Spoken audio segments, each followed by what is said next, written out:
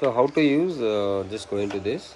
This is the power supply. You can give 12 volts also. Built-in regulator is there. So SD card we already inserted. So audio jack out. This is a DAC output is there. You can give to amplifier also. This is audio out. You can adjust the volume. Okay. So these are all the inputs. There's 4 inputs: S1, S2, S3, S4, and this another inputs are there. Normally we solve only 4 inputs. You can use it. If you need 10, you can mention in the order. Okay. So this is speaker, directly you can connect. We connect it to speaker. So now stored, this is one we will play. Play track 2.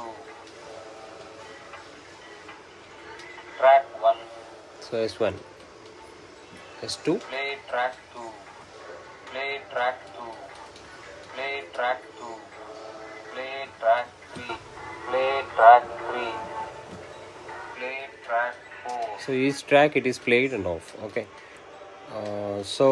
You need to make sure that the SD card, you should mention track 1 as a 001 dot, it should be MP3 format. So like that 002, 003, like that it should come.